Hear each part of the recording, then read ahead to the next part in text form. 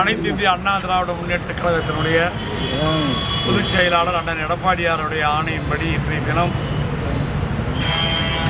பல்லாயிரக்கணக்கான மக்கள் ஒன்று திரண்டு இந்த உற்சாகத்தோடு வருகிறது. அனைத்து இந்திய அண்ணா திராவிட முன்னேற்ற கழகத்தினுடைய பொள்ளாச்சி சட்டமன்ற தொகுதி வேட்பாளரான நான் என்னுடைய வேட்புமனுவை சாராட்சியர் அலுவலகத்தில் தாக்கல் செய்திருக்கிறேன். மிகுந்த உற்சாகத்தோடு வெயிலையும் பொருட்படுத்தாமல் கலந்து கொண்ட பல்லாயிரக்கணக்கான இளைஞர்கள், இளம்பெண்கள், தாய்மார்கள், அண்ணன்மார்கள் அனைவருக்கும் என்னுடைய நன்றியை மகிழ்ச்சியோடு தெரிவித்துக் கொள்கிறேன். எடப்பாடியாருடைய ஆட்சி அமைந்தவுடன் பொள்ளாச்சியிலே நிறுத்தி வைக்கப்பட்ட நல்ல திட்டங்கள் அனைத்தும் உடனடியாக அமல்படுத்தப்படும்.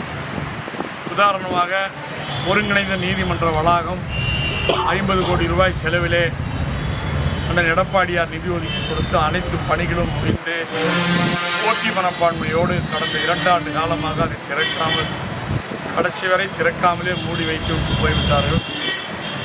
மீண்டும் சட்டமன்ற தேர்தல் முடிந்து அண்ணன் எடப்பாடியார் முதலமைச்சரானவுடன் அவரையே நேரடியாக அழைத்து வந்து அந்த ஒருங்கிணைந்த நீதிமன்ற வளாகத்தை பொள்ளாச்சியிலே சிறப்பாக திறப்பு விழா காண்போம் என்பதை சொல்லிக் கொள்கிறேன். அதே போல் பொள்ளாச்சி மக்களுடைய நீண்டகால திட்டம், கனவு திட்டமான பொள்ளாச்சி மாவட்டம் அமைப்பதற்கு உடனடியாக தேவையான நடவடிக்கைகள் மேற்கொள்ளப்படும்.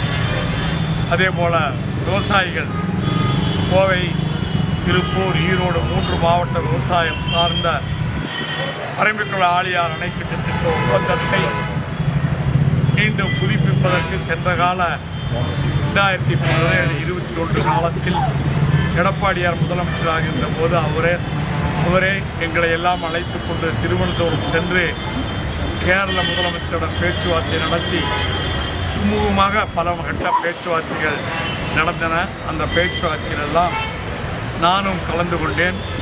நல்ல முடிவுகள் எடுக்கப்பட்டு ஒரு தீர்வு காணப்பட இருந்த நேரத்திலே கொரோனா என்கிற கொடிய நோய் வந்த காரணத்தினாலே தொடர்ந்து முடிவு காண முடியாமல் பேச்சுவார்த்தை நின்று போனது.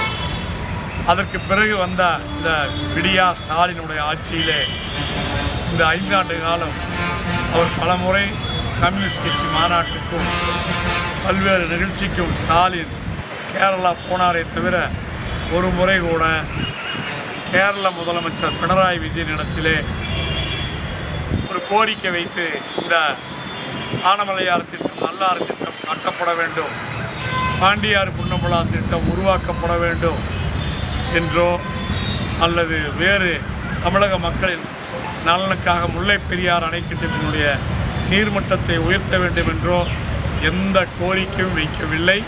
அதை பற்றிய அறிவும் அவருக்கு சிறிதும் இல்லை. எனவே தான் 5 ஆண்டு காலம் திட்டம் கிடப்பிலே போடப்பட்டுள்ளது. மீண்டும் எடப்பாடியார் முதலமைச்சரானவுடன் குறிப்பிட்ட கால நிர்ணயம் செய்யப்பட்டு அதற்குள் பேச்சுவார்த்தை நடத்தி முடித்து டெல்லி அரசின் அனுமதியை பெற்று, வனத்துறையின் அனுமதியை பெற்று உடனடியாக ஆனமலையாறு, நல்லாறு, பாண்டியாறு, புன்னம்புலா திட்டங்கள் சிறப்பாக நிறைவேற்றப்பட்டு நம்முடைய கோவை, திருப்பூர் மாவட்டத்திலே 4.25 லட்சம் ஏக்கர் விவசாயம் செய்கிற விவசாயிகளுக்கு வாழ்க்கையிலே புத்தொழி ஊட்டப்படும்.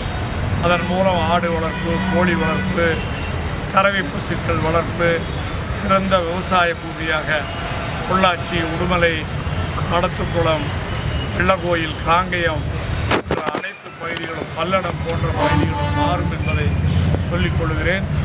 பொள்ளாச்சியிலே விரைவிலே ஒரு பொள்ளாச்சி மாவட்ட மருத்துவமனை இன்னும் அதாவது ஓபி வார்டு இன்னும் 3 மாடி உயர்த்தி கட்டப்பட்டு, குழந்தைகள் நல மருத்துவமனை இன்னும் 3 மாடி உயர்த்தி கட்டப்பட்டு விரைவிலே பொள்ளாச்சி மாவட்ட மருத்துவமனை மருத்துவக் கல்லூரி மருத்துவமனையாக சிறப்பாக செயல்படக்கூடிய காலம் வரும்.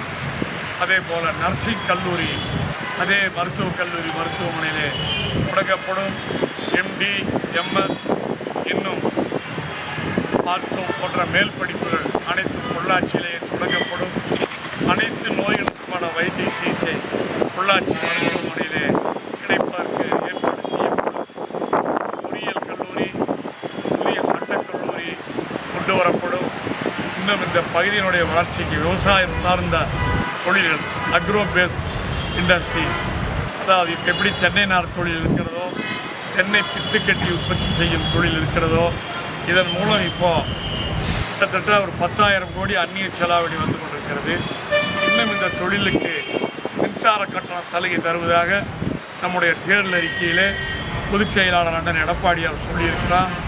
அப்படி சலுகைகளெல்லாம் கொடுக்கப்பட்டு பீக் அவர் சார்ஜஸ் குறைக்கப்பட்டு எல்லாம் செய்யும்போது 25,000 கோடி ரூபாய் அளவுக்கு தென்னை சார்ந்த பொருட்கள் ஏற்றுமதி நடைபெறும் என்பதையும் தெரிவித்து அதற்கான முயற்சிகள் நடைபெறும் என்று கூறி, அதே போல் விவசாயத்தில் இங்கே உற்பத்தி செய்கிற காய்கறிகள், கத்திரிக்காய், வெண்டங்காய், அவரைக்காய், துவரைக்காய், இன்னும் பல்வேறு காய்கள் இங்கேயே பதப்படுத்தப்பட்டு உலகம் முழுவதும் ஏற்றுமதி செய்வதற்குண்டான விஞ்ஞானபூர்வமான நடவடிக்கைகள் எடுக்கப்படும் என்பதை கூறி, அதே போல் பொள்ளாச்சி என்பது ஓவர்மேன் ஊட்டி என்று சொல்வார்கள். இந்த தட்பவெப்பநிலை ஐடி பார்க் அமைப்பதற்கு ஏற்ற சூழ்நிலை உள்ள நிலை இங்கே உள்ளது. இப்போவே இங்கே 2-3 பெரிய ஐடி பார்க்கெல்லாம் வந்தாச்சு. பிவிடிஎன் 100 ஏக்கர் நிலம் ஒதுக்கி கொடுக்கப்பட்டு அங்கே 10,000 பேர் பணியாற்றத்தக்க அளவுக்கு பணி வேகமாக நடைபெற்று கொண்டிருக்கிறது. இன்னும் 2-3 தொழிற்சாலைகள் இங்கே இயங்க தொடங்கி இருக்கிறது.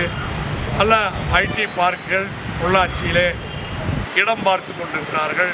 விரைவில் அந்த இடமெல்லாம் பார்க்க முடிந்த ஐடி பார்க்கில் ஏராளமாக உருவாகி எல்என்டி ரோடு பொள்ளாச்சியிலிருந்து ஏர்போர்ட்டுக்கு போவதற்கு ஏற்கனவே கோவை பொள்ளாச்சி ரோடு ஆசியாலேயே பிரமிக்கத்தக்க வகையில் சிறப்பாக செய்திருக்கிறோம்.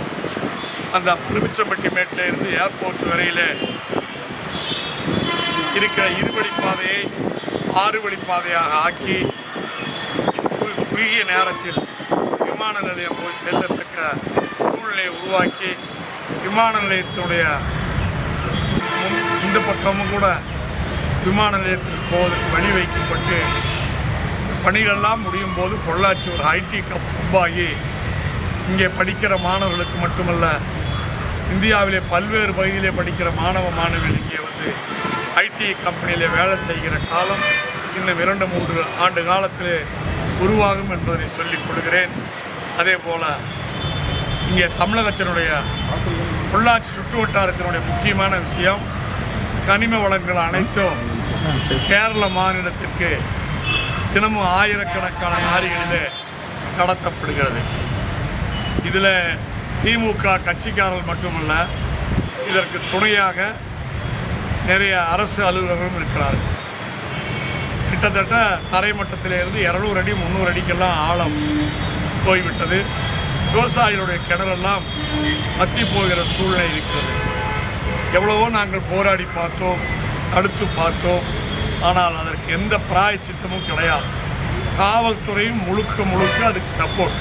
ஒரு லாரி இப்போ நான் மடக்கி பிடிச்சா 20 டன் லோடு போக வேண்டிய லாரியில் 50 டன் போகும், 30 டன் லோடு போக வேண்டிய லாரியில் 60 டன் போகுது. 600 கோடி ரூபாய் செலவு செய்து கிராமப்புறங்களிலே நான் கஷ்டப்பட்டு போட்ட விவசாயிகள் பயன்படுத்த வேண்டிய ரோடுகள் அனைத்தும் டேமேஜாக போய் குழியும் மேடுமாகி விட்டது.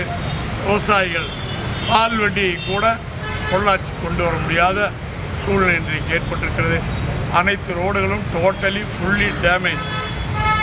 இதற்கான காரணமான யாரெல்லாம் இதற்கு காரணகர்த்தாக்களாக இருக்கார்களோ அவர்கள் மீதெல்லாம் சட்டபூர்வமான கிரிமினல் நடவடிக்கை எடுக்கப்படும். இனிமேலாவது தேர்தல் அறிவித்த பிறகாவது இந்த போக்குவரத்து லாரிகளை ஆர்டிஓ அலுவலகமும் காவல்துறையும் அந்தந்த ஒதுக்கப்பட்ட டன்னேஜ் அளவுக்கு எடுத்துக்கொண்டு செல்லும் வகையிலாவது தடுப்பார்களா என்று பார்ப்போம். இல்லை என்றால் 15 நாள் கழித்து இன்னும் ஒரு அமாவாசைக்கு பிறகு எடப்பாடியார் முதலமைச்சராக வந்த பிறகு சரியான நீதி போதனை கற்பிக்கும்.